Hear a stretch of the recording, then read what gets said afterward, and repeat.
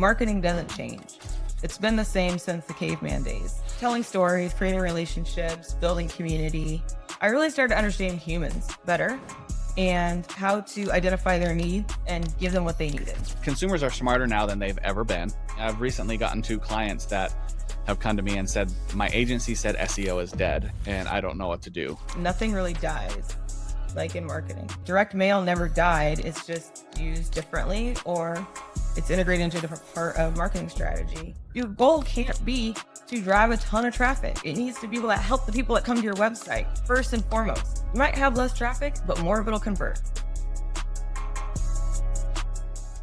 In today's episode, we're joined by Amara Omoregie. Amara is the founder and CEO of Amara Reps, now the Full Stack Agency, a HubSpot platform partner agency. Specializing in marketing and sales operations, implementation, and strategy, Amara has been a marketing and sales professional for nearly 20 years.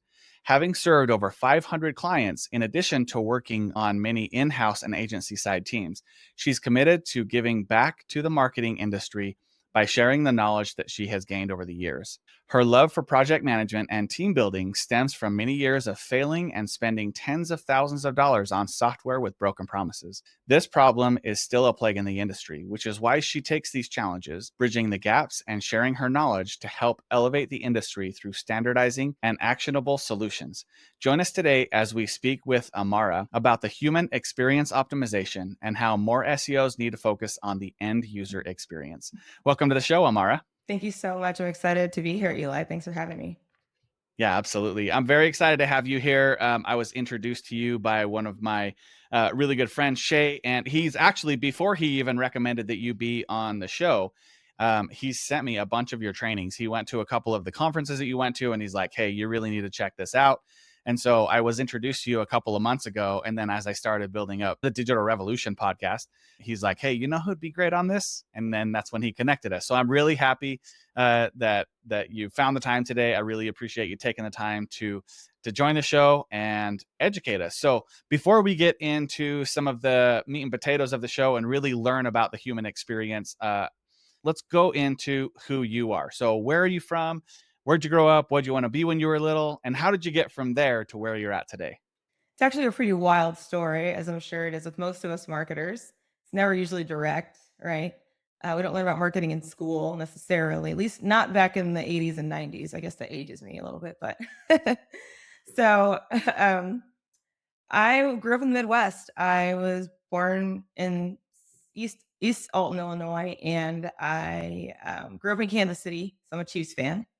Not a Mahomes fan, a Chiefs fan. I do like him, but old school Chiefs fan. And then I graduated high school in Rochester, New York. So I kind of have the best of both worlds, but currently I'm in Long Beach, California. What I wanted to be when I grew up. So the first thing that I wanted to be when I grew up, I loved the movie Jerry Maguire. Don't ask me why. I was too young to even understand it as a kid.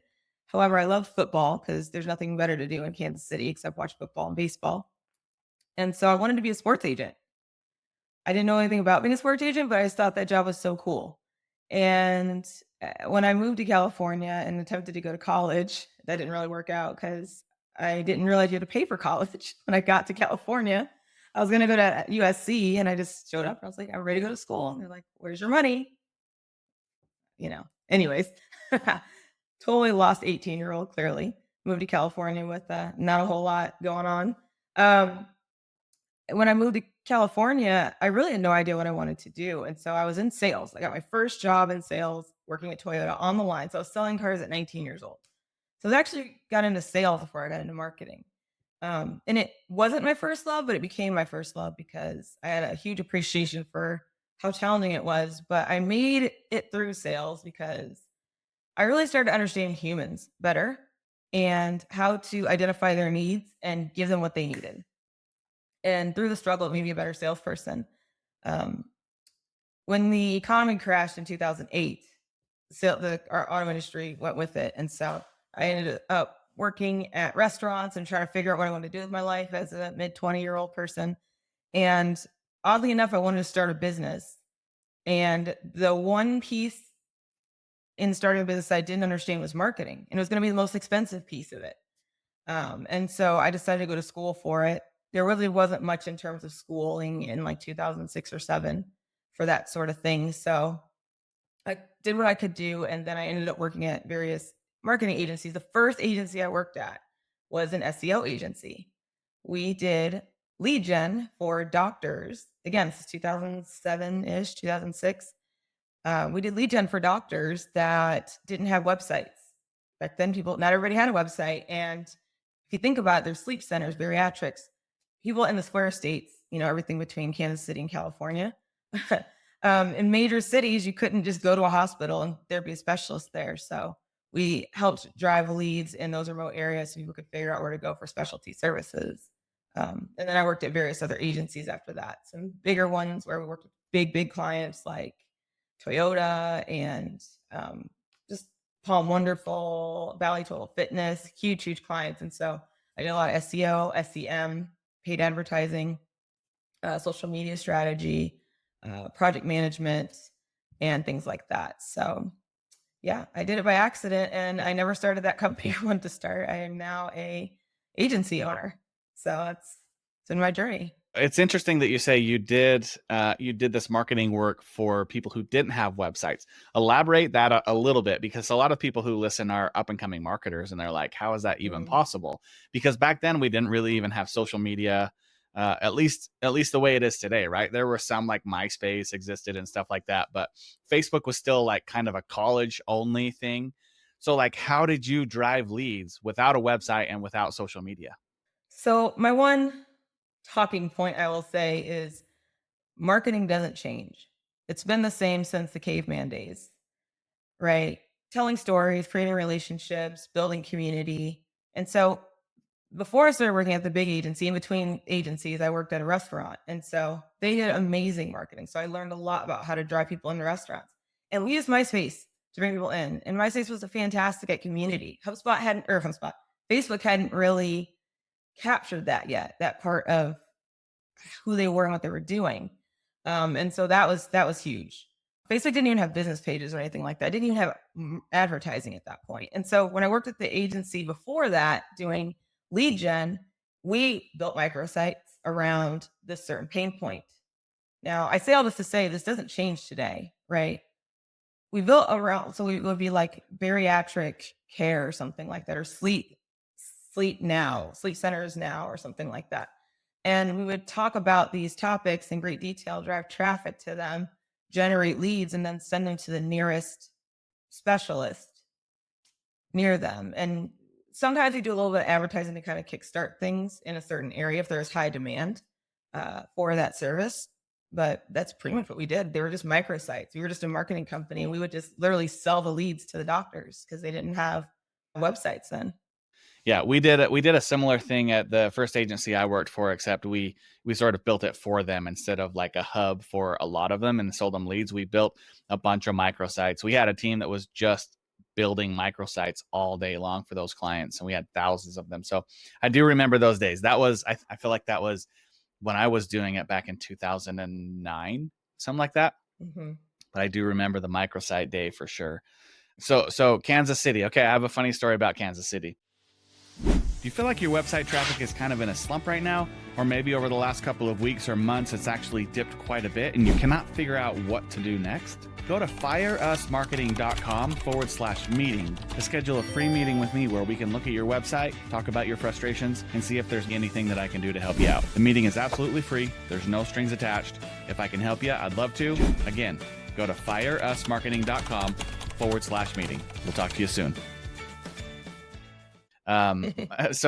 So me and my family, I have 4 kids, wife, been married for about 17 years this year. And we try to hit every single state. And we have this map. It's up on my wall back over here of all the United States. And every time we go to a state, there's a rule. We have to sleep over and do something fun. So 2 rules. And if we do that, we can check it off. And the goal is before all of them move out when they're 18, we've hit every single state. So That's last so cool. year, yeah, it's kind of been fun and challenging at the same time. But last year we decided we were going to check off Kansas City. We were going to hit up Kansas City. On our way through, we went to Texas, and then we went to Oklahoma, and then up to Kansas City, all in this like 2-week trip. And had a blast in Texas. We had family there, went to Oklahoma, went to like a museum and a couple other things. I think we went to the zoo there also. That was fun. And then we go up to Kansas City. So it just happened to be December. It was really, really cold. So not a really good time. It wasn't a really good time to go through Kansas City.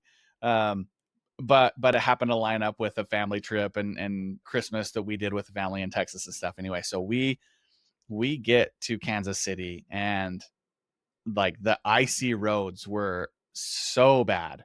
We were going like 10 miles an hour. There were accidents everywhere. We saw a really bad accident and got out and helped. And we finally get to our hotel. We go do our fun things. We go to the arcade, some movies, a couple other things, and we get to the hotel. We go to sleep. 3 o'clock in the morning, we wake up to an alarm, a fire alarm, and it's a blizzard outside. It's the coldest like my kids have ever seen. I lived in North Dakota, so it wasn't as cold as I'd ever been, but it was very, very cold.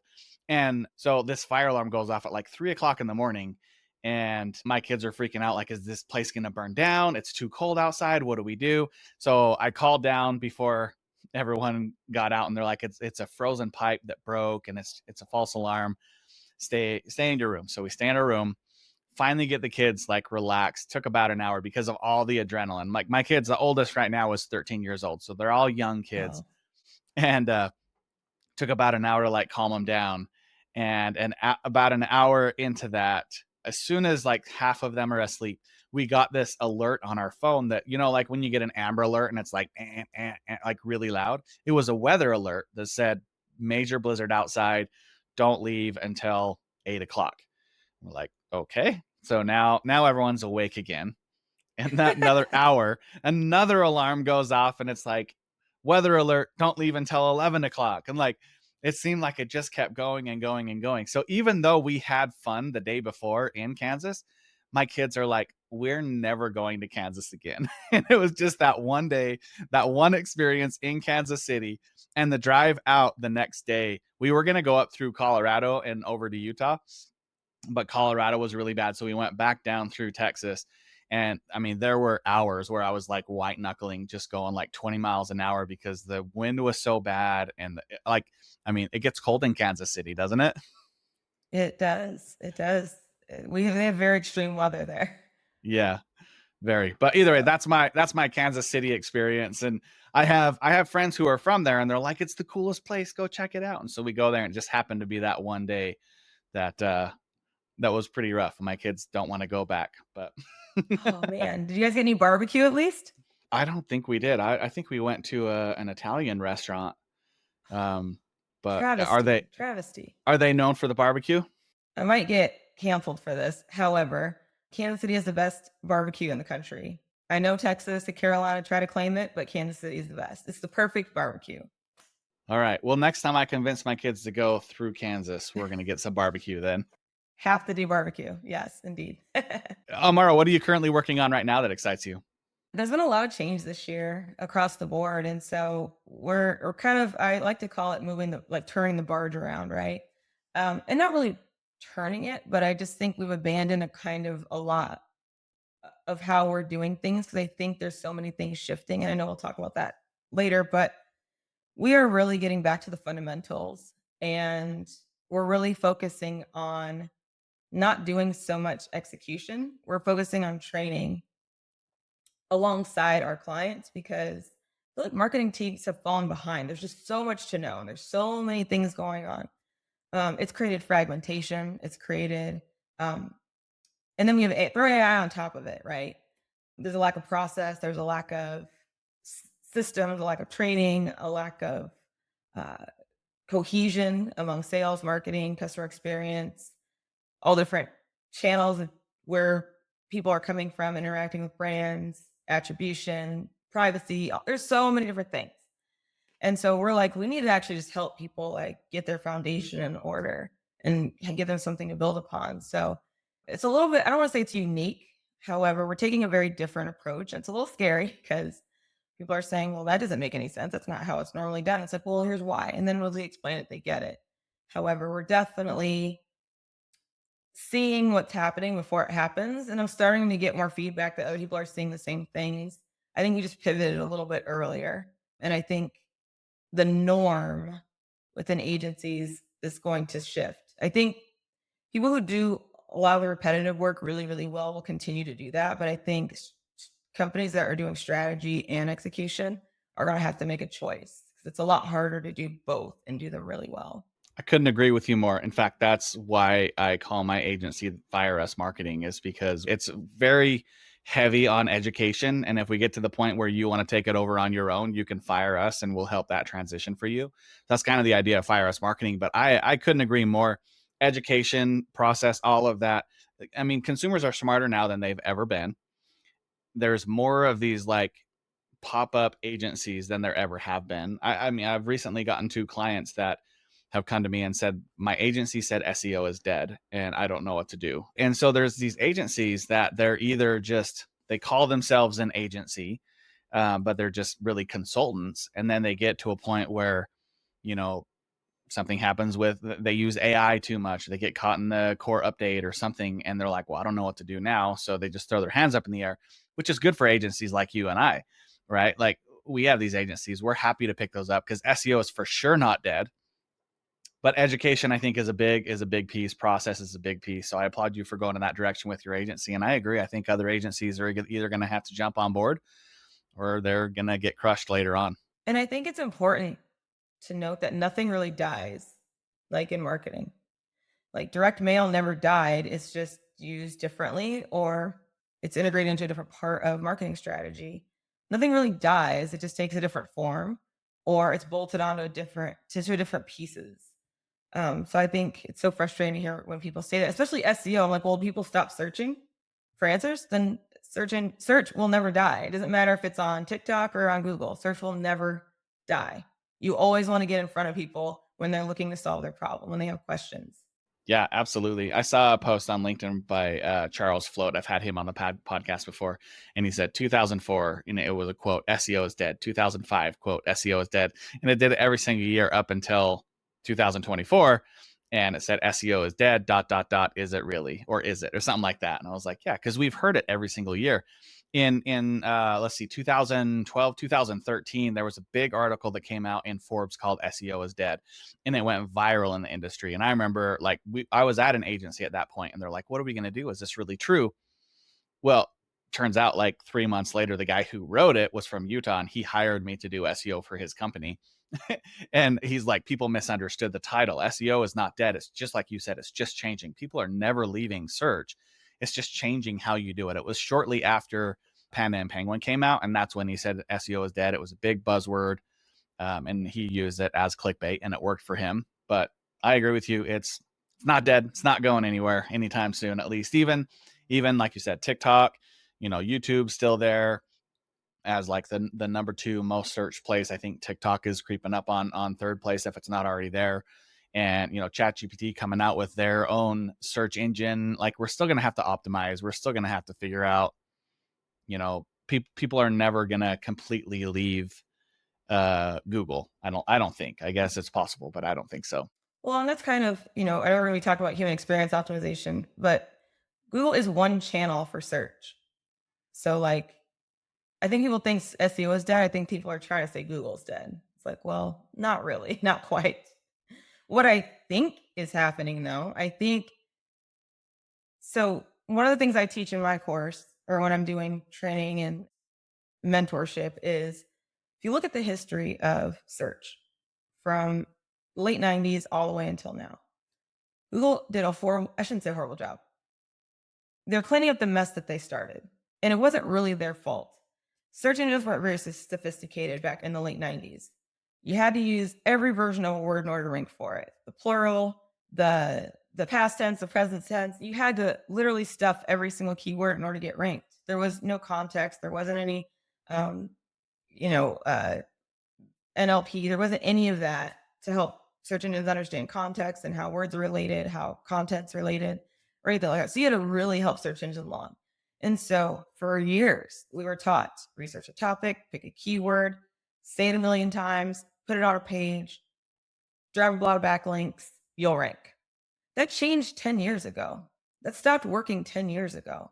And now Google has this mess on their hands where the internet is full of terrible content, not made for humans. It's all been made for search, right?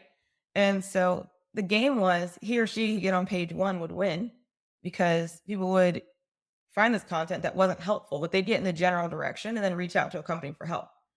Well, I think with the pandemic and all these things, people want to be more empowered with their purchasing decisions. And now I think with AI and how easy it is to make terrible content at scale, people are demanding better content and answers to their questions.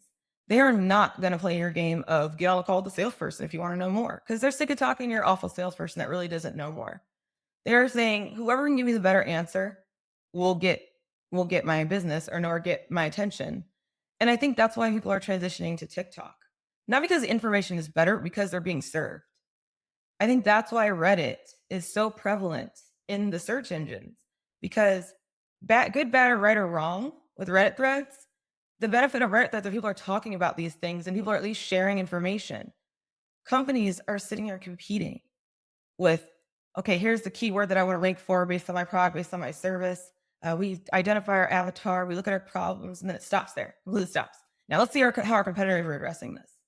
And so it's the cycle of, okay, I got to say it a little bit better than you, say it a little bit better than you. But there's all these questions over here being asked on Reddit, being asked on TikTok, being asked on sales calls, being asked in support tickets. Hey, does your product do this over that?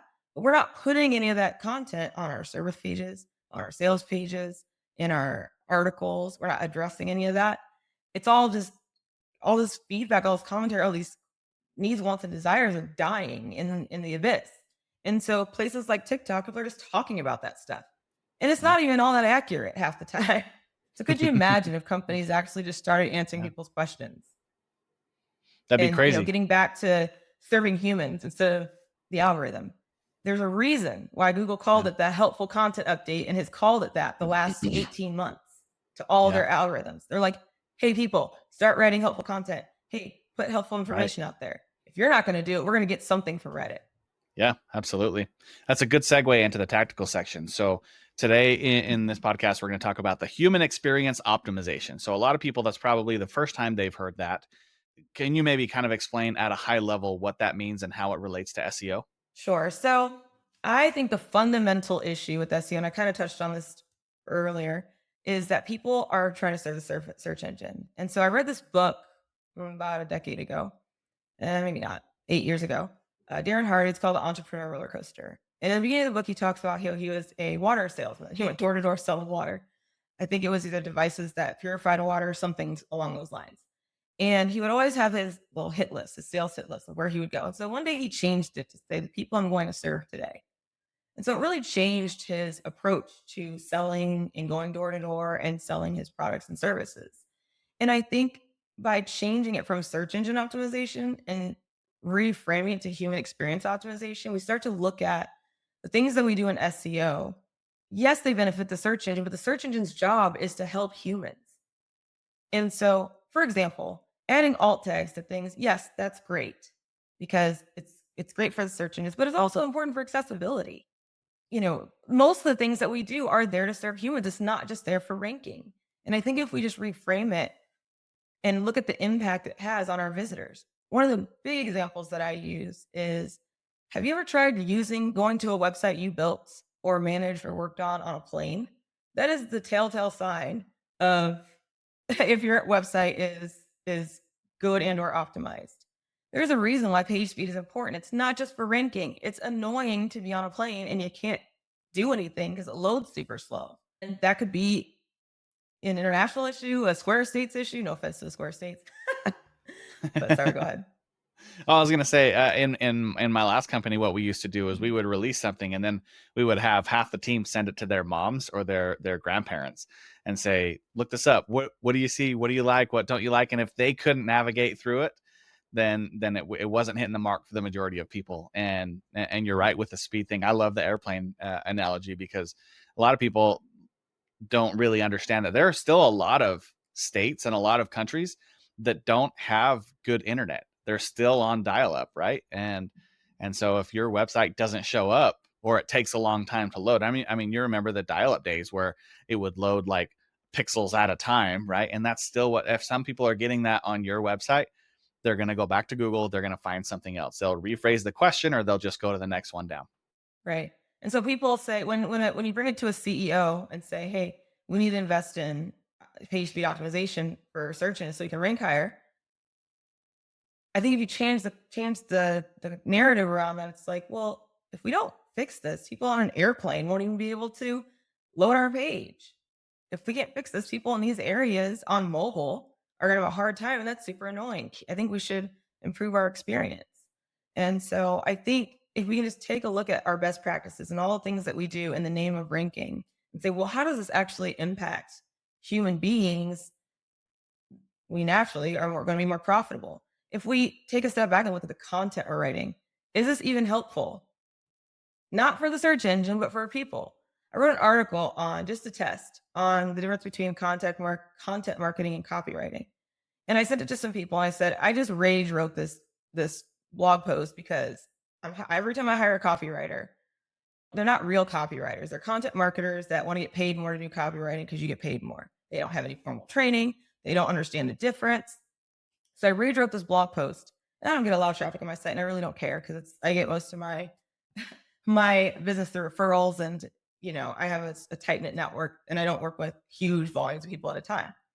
And so I sent it to a few people, but a lot of people read it because they were like, "This is so good. This is so helpful." And I was like, "Oh, interesting, cool."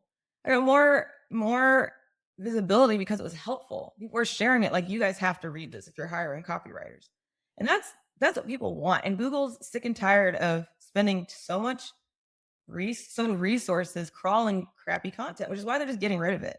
They're like, you know what? If you're just gonna churn out bad content, we're just gonna deactivate. We're just gonna delist you, de-index you, so people can't find it, and we're not gonna continue to crawl it until you improve your content. People don't realize that that's happening right now, and it's coming. It's gonna become more aggressive. They don't fix it. I think it's obvious for us seeing it with lots of clients, but a lot of people don't realize that the user experience is a huge key to SEO, right? I've told all my clients in the past, especially all my coaching clients, I'm trying to teach them how to do SEO and build websites and optimize and stuff. I said, look, there's all of this like technical stuff that we can worry about. Speed is important, obviously, right? Optimizing your alt image tags and your title and meta, it is important, but if you didn't know any of that and you just optimized for user experience, you would cover like 80% of SEO anyway. And I mean, so I think you're spot on with going in this direction of the human experience optimization. I wish we would. I mean, I'll get on board with you. Maybe we stop changing. We stop calling it SEO. And we start calling it the human experience optimization, because I think it is smart. So how does I guess for the audience listening here, I have two different sections of audience. One are up and coming marketers who are maybe just like in-house or working at an agency. And the other section are business owners who are looking for tactics to better their online presence. And maybe they do their own SEO or they hire it out to their niece or whatever, but they're looking for new tactics on how to better their presence online. So thinking about those two categories, where does someone start? Like, because there's lots of tools you can go and you can do your SEO analysis and all of that. Do you do that and then just take a step back and say, from a human standpoint, where would I adjust? Or where does someone start in the human experience optimization? Okay, so I'm going to talk about go back to where we've come from and talk about where we need to be today. So, for those of you that are brand new to marketing and you Google, how do I build an SEO plan or a content strategy? First thing I want you to do is run. If you see anything that looks something like this, pick a topic, research your competitors, go do keyword volume, research volume, look at competitiveness, and find something that's high volume, low competition, and write about that. If you see anything to that end, run. And it'll probably be the first 8 pages of Google that'll have that recommendation. Why? Because everybody's still doing SEO the old way. They're still thinking of the traditional model of SEO. It's not the way to do it. So the way to approach it as a marketer is, yes, you still want to look at your products and services. You still want to, make sure that your content strategy aligns with the business goals. However, I would challenge you to do this very important thing. Go talk to your customers. Go set up 5 to 10 interviews and interview your customers. Hear how they describe their pain points. Do voice of customer research on 5 to 10 customers. Listen to how they describe their pain points. Listen to what solutions they are looking to employ. Have they employed in the past? What worked, what didn't work, what they liked and didn't like, why they chose those solutions. And if they're your customers, why they ended up choosing you over someone else, or at what point in their customer journey they chose you. Was it after they failed 4 or 5 times and this is the last effort, or what were you the first choice? Were you the second choice? Like, what does that look like? You're going to learn so much about your customer. And with that, you can create content specifically for different parts of the customer journey. And even better, you can create content in their voice. One of the things that I think business owners, now this is for the business owners, you all are evil geniuses. You created your product and you know so much about it. You know why you created it.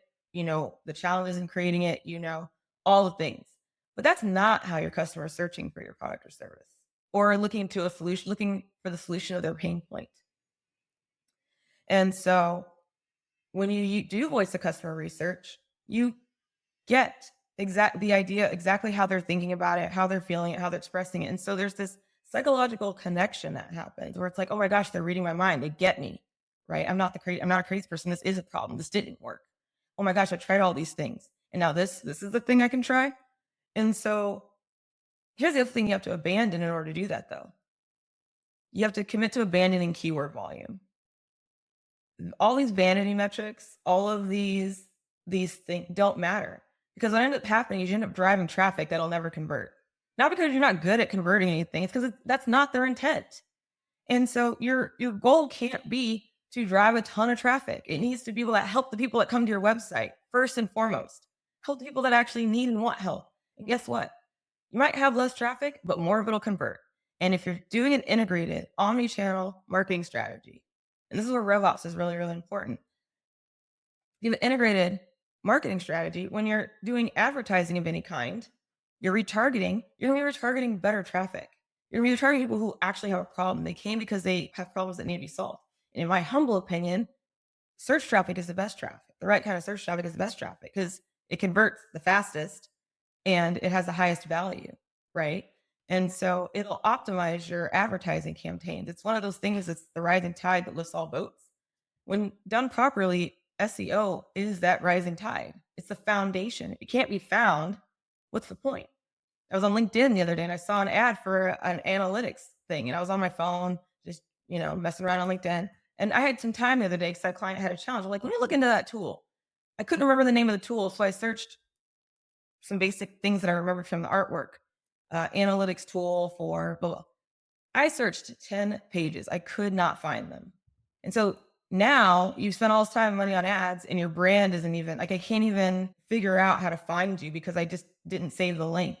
And so there's the brand part of it. Like, marketing is not on an island. It's all together. And so when you really focus on the customer journey, young marketers, new marketers, or existing marketers that are trying to figure out why SEO is not working, converting, this is what's happening. It's all disconnected and discombobulated. Our focus isn't on the human. It's on things that don't matter. And I challenge you to bust up your paradigm and really question what you're doing and why you're doing it. Go back to old content and kill it if it's not helpful, and empower yourself to do that, or improve it so it can be helpful and add to the usefulness of the web instead of take away from it. That is our job now.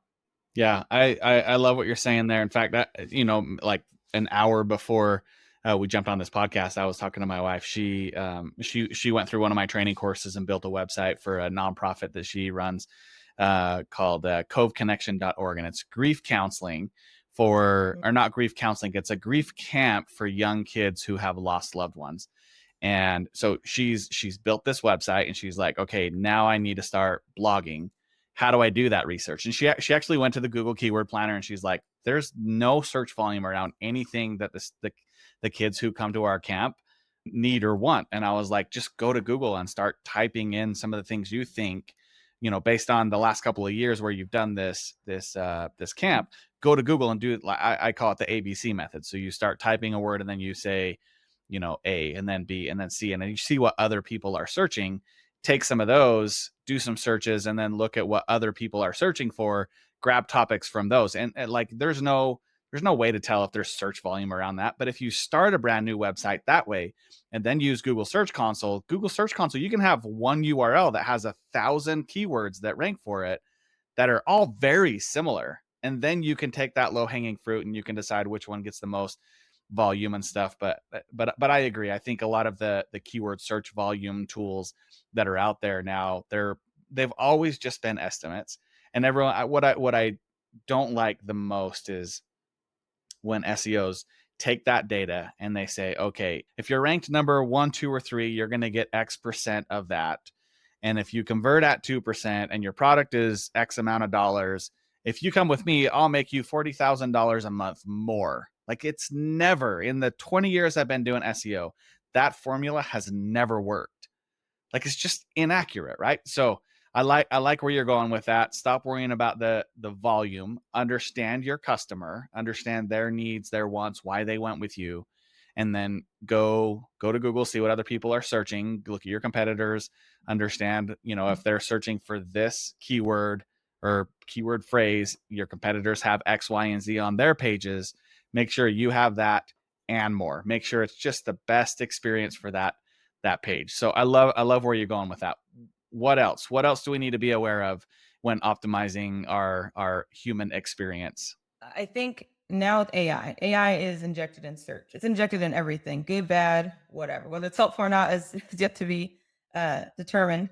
However, they're figuring it out. They're failing forward with it. They're like, we're going to use AI to make search better in some form or fashion. So we got to live with it. And everybody's afraid of, Google taking all their traffic. Who cares? Most of that traffic is top of funnel education traffic. You want Google to take that traffic because it's one of those things like, what day does Christmas fall on in 2027, right? Do you really feel like someone should have to click through to a website to find that information? No, right? Again, optimizing for the user experience, really putting out the content. So if they really need more information, they can click on it. That's the objective, right? So they're not clicking 100 links and being like, this is annoying. I'm going to go to TikTok and, that sort of thing. So I get the why. And so once you understand the why, you can optimize for it. And you got to understand schema. If that word just made you go, I'm sorry, what did you say? I'm sorry for the rabbit hole. You have to understand structured data, because Google is literally testing all sorts of featured snippets and sort of things. Again, I know I'm using language that some people don't understand. However, go and Google it. The long and short of it is, let's say you have a handful of salt, right? If I put it in a salt shaker, naturally you understand it's a salt shaker full of salt and you can control it. A handful of salt, you might guess that it's salt based on how it feels and all those things, but it's still salt. That's the difference between structured data and unstructured data. Can Google understand it? Can Google present it in a way that other people understand? Yes, it takes longer and sometimes they might not get it right. When you structure your data, the way Google needs to understand it, it can present it more powerfully. An example, when you Google marketing conferences in 2025, Google is going to show what they call position 0. They're going to show options for events, and it's going to look different. It's not going to look like your traditional vanilla Google search engine results, where it's like a blue line, it's got the description, maybe a little picture next to it, maybe some site links. Like, that's your traditional, where 1 through 10, page 1 and beyond starts. In position 0, which is where marketers need to be focused, position 0 and the other rich and featured opportunities on a Google search engine result page, Google's going to show the date of the event, where it's located. And it might even show it in chronological order. And it's going to look a lot different, because normally you'd have to click through each event to figure out where it is. But you can actually put structured data on your pages so that you can win that position. It's very easy in some cases to get on page 1 with structured data and understanding schema. Now, you have to actually understand some JSON. You got to understand how all that works. So use this podcast interview as a way of starting that process of understanding it. It's a little complicated. I'm sorry. I wish it were easier to learn these days, but the nerds and engineers have been doing this stuff for a decade. Marketers are just way behind and know nothing about it in a lot of cases and are not incorporating it into their strategy. I ask people when I'm on stage speaking, have you ever gone to Chevron or Shell's website when you're in the middle of a car, when you're in your car trying to find a gas station? A lot of them are like, no, like it's because there's structured data. There's data feeds that those businesses are pushing to Google and various search engines where it not only tells you where the nearest gas station is in Google Maps, but it also tells you how much the gas is in real time. That is structured data. That is the magic of Google and other search engines. And so you got to start taking your content and figuring out, okay, where in the Google UX can we make our content stand out? And they are going very bullish on e-commerce with product variants being a thing now, which I don't know, it's taken way longer than it should have for that to be a thing. But I digress. Product variants, there's carousels, there's movies, there's job postings. You gotta start studying the search engine results page. There's Google documentation on it, but there's things that they're testing at all times that isn't in that documentation. So the more you can start to leverage schema and structured data on your website, the more opportunity you give yourself to show up different and stand out on a results page. Yeah, I'll say two things about that. One is if you are new to this, every single time I launch a podcast, I write a blog post about it as well. So I will write more about the schema in that blog post. I'll give you links on places you can go to learn. But the second thing I'll say is there's really no excuse these days because you don't need to know how to code. In most cases, almost every single platform, whether it's WordPress, Shopify, Wix, whatever, they all have plugins that will do the majority of this for you, right? So there's FAQ plugins and there's location plugins and there's plugins that'll do all of your ownership and data and stuff. And there's some plugins that do the majority of it for you. But you also have AI that can help you if you don't have that. You can go to schema.org and you can look for certain areas that might benefit your business. And then you can go to ChatGPT and say, tell me more about this, write me some code about this. I'm on WordPress. This is the theme I use. This is the update that I have. These are the plugins. Where do I go to implement this? And it will teach you. It will put out the code where you just copy and paste it on your website. So really, there's no excuse to not have structured data on your website. So I think you're going down a good path with that. And I think a lot of the AI now, as well as in the future, not just regular search results, but the AI results are also using schema to figure out what to pull in, when to pull in, and how to display it as well. Not only are you correct about that, however, there was in one of my presentations, I have a slide from the CEO of Google where he states that they are using that structured data to power AI. So if you want to get your site ready for AI and the integration of AI and search, you kill three birds with one stone. It's kind of like giving them a cheat code. It's like, are you going to get someone a roll of fabric or are you going to give them a pair of jeans? Right? Like, can they figure it out, put it all together and, yeah. But when you give it structured data, you have a lot better opportunity being included in whatever gets returned, especially if you talk about a lot of things on helping the search engines understand relations and things like that. Doctors, if you are in medical industry, finance, or anything like that, Google categorizes that as YMYL, your money, your life. Go look that up. Sorry, I know I'm throwing a lot of terminology out. Please go look that up. If you're dealing with anything having to do with money, finance, health, anything like that, this is super important because there's a lot of disinformation out there and they have to protect people, right? And so Google is really going to emphasize the need for trust and authoritativeness. And so you're going to have to rethink your strategy a little bit when it comes to that type of content. You're going to have to think about, like, if you have doctors that are reviewing your content, there's schema for all of that. So you don't have to actually put it on the page. You can go in the back end code, kind of like a title tag or a meta description or whatever. That's all structured data, right? There's things you can do. Like, you need author pages now. You need to build a knowledge graph around your brand, around your authors, around these people, so that Google knows, like, hey, we aren't just weirdos talking about health. Like, this is a doctor. We have nurses. These are medically reviewed, right? Or same with the finance industry, whatever things are happening there. And so people just have to pay attention, because if you're focused on the old way of doing SEO, you're missing the boat. The boat's already like leaving the dock on the daily basis. You're catching the wrong ones. So hopefully this talk has given people some direction on modern SEO and where to start pivoting towards so they can get back on the right track. Yeah, I think it is for sure. I think we've kind of talked about this as well. Like I think the human optimization or human experience optimization is kind of the way of the future. I think we've talked about AI is a way of the future. Where else do you see the future going in this space? Okay, listen up real quick. I promise I'm going to get you right back to the episode. But are you frustrated that your product or service isn't getting the right amount of visibility it deserves online?